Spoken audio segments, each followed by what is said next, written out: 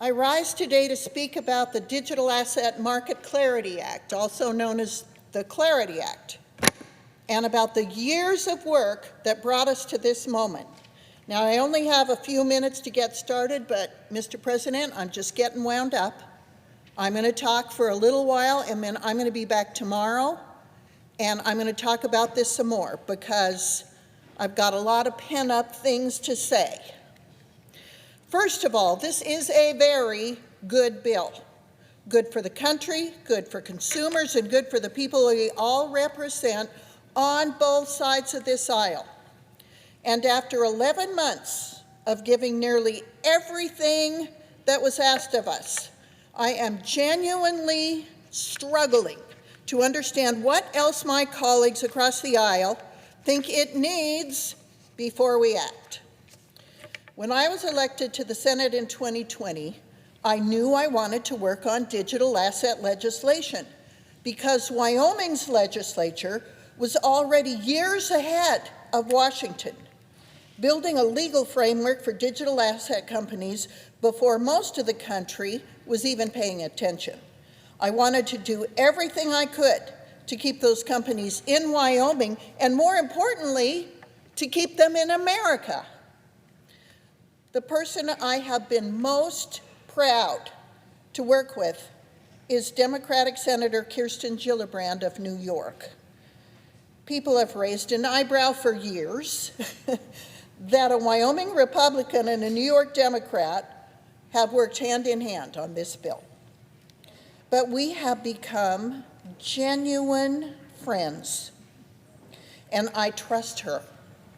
In June 2022, we introduced the Lummis-Gillibrand Responsible Financial Innovation Act together, the first real attempt at a comprehensive regulatory framework for digital assets, dividing oversight between the SEC and the CFTC and regulating stablecoins. That was a 168-page bill.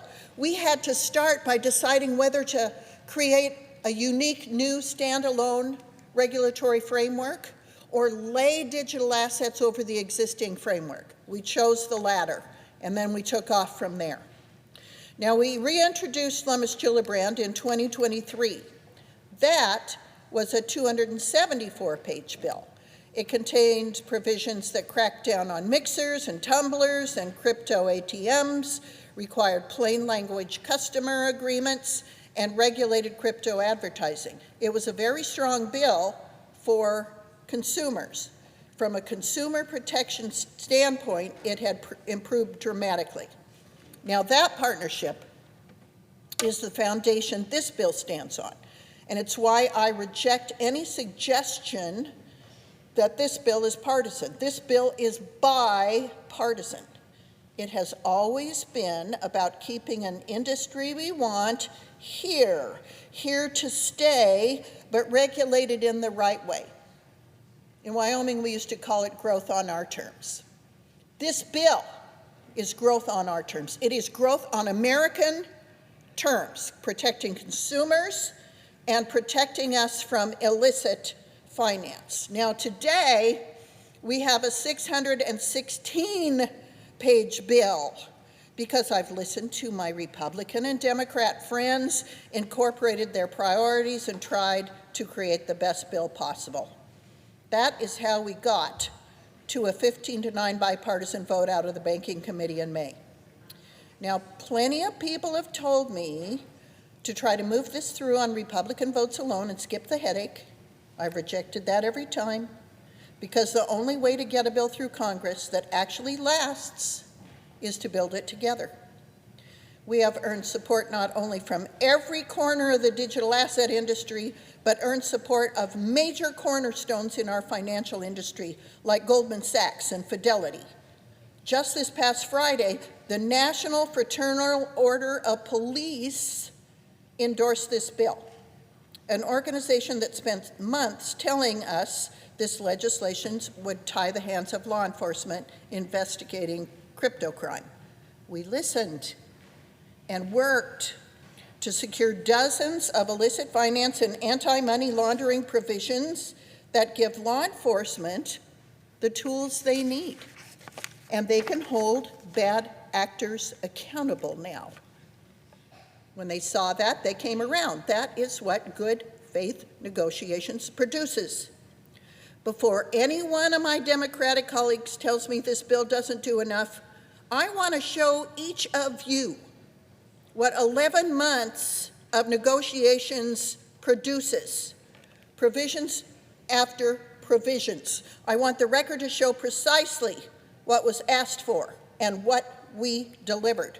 Title I alone reflects 33 separate Democrat-driven edits, including tightening the bill's core definitions so companies can't structure their way around federal securities laws, building a mandatory SEC front door certification process, adding anti-evasion authority so the SEC can look at the totality of facts and circumstances rather than being boxed in by a technical loophole, cutting the annual fundraising cap from $75 million to $50 million with a hard $200 million lifetime limit, barring felons convicted of fraud or money laundering from using this framework at all, and tightening the related persons resale restrictions from a 5% ownership threshold down to 3%, so insiders can't quietly dump tokens on the public. We also built 3 entirely new titles at the Democrats' request. We added 23 additional sections combating illicit finance, including determining when a decentralized finance platform is really decentralized or whether it's just decentralized in name only, and when they are subject to the securities laws and Bank Secrecy Act requirements. Sanctions compliance for DeFi platforms, new sanctions authority that can be used to target crypto platforms that facilitate money laundering to Russia, Iran, and North Korea.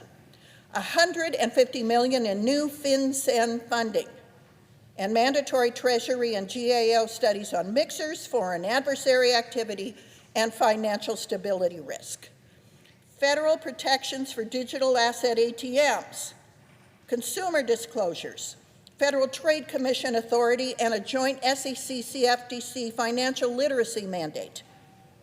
Democrats also got more than 30 wins in the agriculture division of this bill, the CFTC portion, including a private right of action for consumer protection violations, capturing meme coins in the CFTC's jurisdiction, a stronger conflict of interest rulemaking than the House-passed bill, exchange-based consumer protection disclosures, best execution rulemaking, anti-manipulation and credit rulemaking, $150 million in CFTC appropriations, a new Office of Retail Digital Commodity Advocate, and requirements for digital commodity exchanges to recruit cultural diversity boards of directors.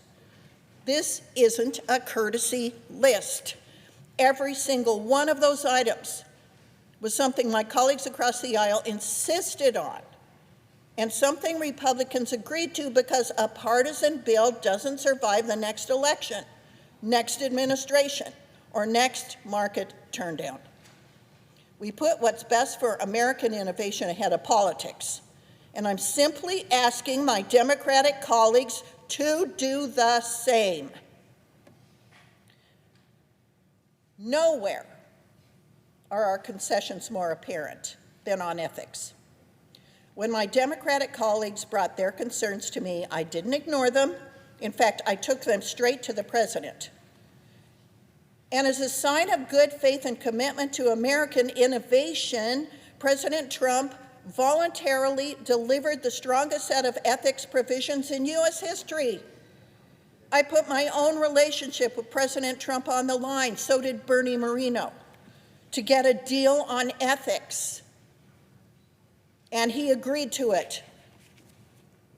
No court, regulator, or statute compelled him to accept or offer any of this. He agreed to it because he believes so strongly that America, more than any other country, should be the one leading the way on digital asset innovation. We're talking about a first-of-its-kind band on any covered individual, the president, vice president, every member of Congress, every federal judge, and their spouses, issuing or sponsoring a digital asset for consideration. He's willing to put his existing digital assets in a blind trust or divest himself of them entirely under established ethics procedures. No sitting president has ever been asked to do such a thing, but President Trump will do it. The Attorney General is directed to bring civil enforcement actions against any covered individual who knowingly and willfully violates the ban.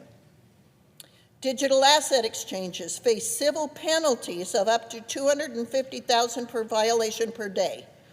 Violating officials must disgorge every dollar of profit and pay a penalty of up to 10% of what they receive, or $500,000, whichever is greater. That's what my Democrat friends asked for, and that's what the president gave you. President Trump said yes to a standard no one else on earth could have forced on him. And I still hear that's not enough. If you give a mouse a cookie, children's literature informs us, he will ask for a glass of milk too. But we've now given our Democrat friends the entire cookie factory and a tanker load of milk. I want to be very direct with this chamber because I'm done being careful about this. I have spent my entire term working on this, and the last 11 months I've been stuck in windowless rooms with my friends on the other side of the aisle who have told me over and over that ethics would be the sticking point. That if the president put his holdings in a blind trust, if he would accept enforcement and penalties and disclosures, that would be the signal my colleagues needed. We got it. Senator Moreno and I were elated. We were amazed that the president would accept this.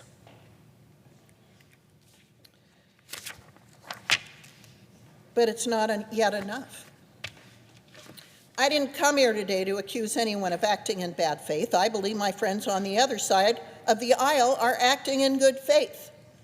I came here to simply ask what specifically is left to give that's reasonable. Tell me the section number, because you have over 100 significant wins in the base text and an ethics agreement that has more teeth than George Washington had, with no precedent in American history. My friends, at some point, continuing to say not yet isn't cautious. It's a deliberate decision to run out the clock and kill a bill rather than risk a no vote on the record with constituents and industry to answer to. I have more to say. I'm going to say it. I'm going to say it before we get a vote on this bill, just not today. Mr. President, thank you, and I yield the floor.